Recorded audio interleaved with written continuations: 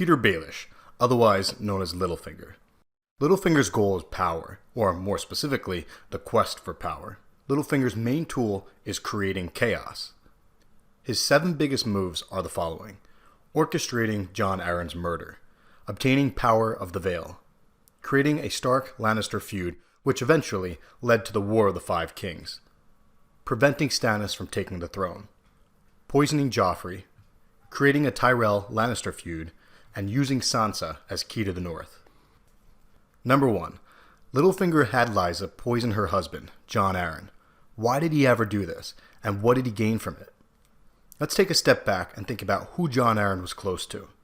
Many years ago, Ned and King Robert Baratheon met as children. This is why they were such good friends. They were wards for Jon Arryn, so he was basically like a father to them. Jon allied with Ned Stark and Robert Baratheon to overthrow Mad King Aerys during Robert's rebellion. After the rebellion, Ned married Catelyn Tully and Jon married Lysa Tully. So these 4 houses have a lot of recent history and a lot of trust: the Starks, the Baratheons, the Arryns, and the Tullys. Jon Arryn either discovered or was close to discovering that Cersei's children were Jaime's, not King Robert's. If Jon had exposed this, King Robert would have dealt with the problem. He probably would have remarried, excluding the Lannisters from power, assuming that he didn't kill them all. In other words, once the dust settled, the realm would have been in the hands of those 4 trusting houses. The realm would have been very stable, led by Jon Arryn. This would have been very bad for a guy like Littlefinger, who thrives during chaos. So before Jon Arryn could expose the Lannisters, Littlefinger had Lysa kill him. Number 2. Power of the Vale. To understand Littlefinger's moves, we need to understand the backstory of a few characters. As a child, Littlefinger always loved Catelyn Tully, but Lysa Tully always loved Littlefinger. So Littlefinger doubled down on the murder of Jon Arryn. He waited a couple years, then married Lysa, who had always been obsessed with him. He then killed her and became Lord Protector of the Vale. The Vale had stayed out of the War of the Five Kings, so it had a fresh army, which is what we saw travel up to Winterfell in Season 6. In the books, the situation at the Vale is more complicated, but in the show, it's pretty basic. Littlefinger has Robb and Arryn wrapped around his little finger, so as long as Sansa keeps Lysa's murder a secret, Littlefinger will be in control of the Vale and its full, healthy army. Number 3. Littlefinger created a feud between the Starks and the Lannisters, which eventually led to the War of the Five Kings. He did this by creating a web of lies around 3 topics: Jon Arryn's death, the attempted murder of Bran, and Cersei's incest. We're going to touch on a lot of details in this section, starting with Season 1, Episode 1. In Episode 1, Littlefinger had Lysa send a letter to her sister Cat saying that the Lannisters killed Jon Arryn. This was confirmed when Littlefinger got to the Vale in Season 4. This letter was very important because it caused Ned to accept King Robert's offer and become his hand, to protect his buddy and uncover the truth of Jon Arryn's murder. Without the letter, Ned may not have gone to King's Landing. Now before we get to King's Landing, let's recap what happened to Bran. Bran caught Cersei and Jaime together, so Jaime tried to kill him. It didn't work. Bran woke up. Joffrey then hired someone to kill Bran using a dagger that had a dragonbone hilt and a Valyrian steel blade. Cat suspected that someone tried to kill Bran to prevent him from remembering what he saw. Pretty good theory, but she didn't know the details, so she secretly traveled down to King's Landing to speak to Ned. As soon as she got to the city, Littlefinger had some men escort her to one of his brothels. Game on, let the lies and the deception begin. Littlefinger said that he lost the dagger to Tyrion Lannister at the tourney on Prince Joffrey's name day, when Jaime was unhorsed by Loras Tyrell. This tournament happened off-screen. This was a blatant lie, since Tyrion never bet against his family. Littlefinger then secretly brought Ned to meet with Cat, which gave Ned the illusion that Littlefinger was on their side. In truth, Littlefinger, as usual, was playing both sides. In the gardens, Littlefinger told Ned 3 things. First, he reminded Ned not to trust anyone, which counterintuitively made Ned trust him a little more than he should. Second, Littlefinger alluded to Sir Hugh being involved in Jon Arryn's death. Sir Hugh conveniently died soon after, jousting against the Mountain during an early round at the Hands tourney. Third, Littlefinger told Ned that he should speak to a certain armorer, the same armorer that Jon Arryn spoke to, the armorer with whom Gendry works. This is important. Keep in mind, Littlefinger killed Jon Arryn for nearly exposing Cersei's incest. But now, Littlefinger is leading Ned down a trail to discover the incest. Why would he do this? What has changed? Well, for one, Jon Arryn is dead, and there are other moving parts now as well. We find out from Varys in episode 5 that there are plans to kill King Robert via poisoning. But we are getting ahead of ourselves. At the end of episode 4, Cersei and Ned have a heated one-on-one. This is exactly what Littlefinger wanted. His plan was working perfectly. The Starks and the Lannisters were at each other's throats. But in episode 5, King Robert told the small council that he wanted to kill the Targaryen girl. Ned objected to this and then resigned as Hand of the King. Ned rushed back to his room with plans to leave King's Landing immediately. This would have ruined all the work that Littlefinger had done to create chaos between the Starks and the Lannisters. But Littlefinger is a master of the Game of Thrones. He pulled an audible. Littlefinger baited Ned into staying by saying that if Ned would be around later that evening, he would take Ned to the last person with whom Jon Arryn spoke before he died. Meanwhile, word got back to King's Landing that Catelyn Stark had taken Tyrion hostage on the King's Road. So Jaime showed up, killed all of Ned's crew, and threatened Ned to release Tyrion.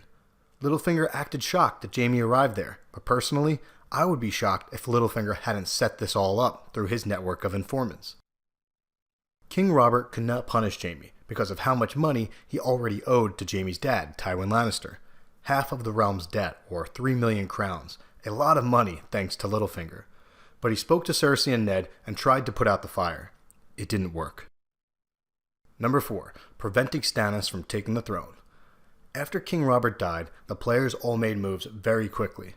Since Ned wouldn't capture the Lannister children and hold them hostage, Renly and Loras fled King's Landing to call their banners and prepare for war.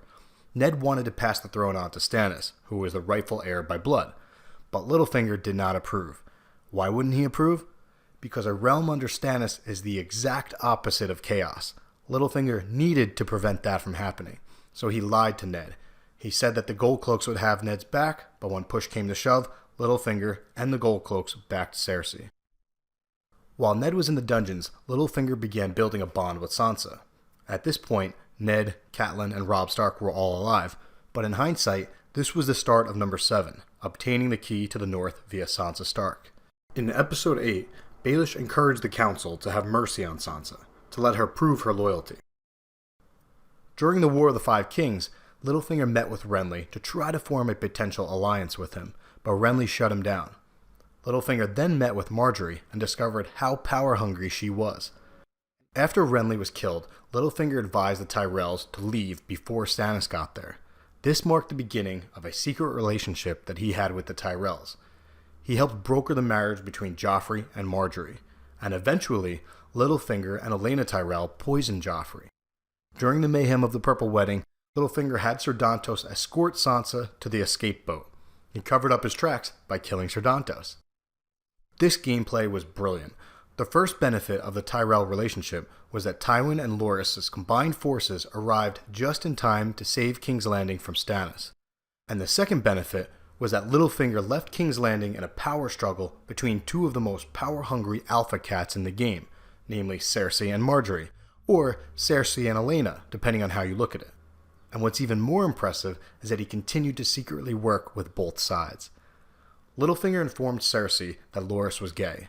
The Faith Militant arrested Loras, and Littlefinger's employee, Olivar, testified against Loras. Margaery, of course, blamed this all on Cersei. As we already mentioned, Littlefinger went to the Vale, murdered Lysa, became Lord Protector of the Vale, and secretly brokered a marriage between Sansa and Roose Bolton's legitimized bastard, Ramsay Bolton. When Littlefinger returned to King's Landing, he told Cersei about these marriage plans. Keep in mind, Littlefinger did not admit to being part of those plans. He is a shady dude, and he prevented Cersei from attacking Winterfell by saying that it would be wiser for her to wait and let Stannis attack first. He then secretly met with Olenna Tyrell and gave her ammo to fight back against Cersei. He told her how Lancel Lannister, Cersei's cousin, used to have sexual relations with Cersei. This eventually led to Cersei's imprisonment. Now let's go back up north. Sansa's marriage to Ramsay was not a good time. With Theon's help, she finally escaped while Ramsay destroyed Stannis' forces, but as they say in the North remembers, and Sansa was pissed. Littlefinger met with her in Molestown, but she brushed him aside. As he was leaving, he told her two things. First, the Blackfish had taken back Riverrun, and second, he reminded her that Jon is not her brother, he's her half-brother. Sansa and Jon struggled to rally enough troops to retake Winterfell, so Sansa secretly reached out to Littlefinger to ask for help from the Vale. He arrived just in time, and in doing so, he earned back a little bit of Sansa's trust. In the Season 6 finale, Littlefinger admits that he not only wants power, but he wants to sit on the Iron Throne with Sansa by his side. On the Iron Throne. And you by my side. Going into Season 7, the 5 main forces right now are the Dead Army, the Northern Alliance, Euron Greyjoy, Cersei Lannister, and Dany. Some people, like Jon, have most of their attention on the real threat, which is the Night King and his Dead Army. But others, like Cersei, Littlefinger, Euron, and maybe even Sansa, are still playing the Game of Thrones. Odds are, Littlefinger still has some cards up his sleeve. I expect him to use information, or misinformation, as well as the Knights of the Vale to backstab someone and cause some more chaos. The question is, will Littlefinger survive this chaos? Will he come out on top? Or has the game finally caught up to him? Let me know in the comments section what you think. Littlefinger is one of the most dangerous men in Westeros. But he would see this country burn if he could be king of the ashes. Thanks for watching. If you enjoyed this video, please hit subscribe. I'll be putting out a similar video for Varys very soon, but until then, hope you all have great days. Keep smiling and kicking ass. This is Kev. Talk to you soon. I'm out.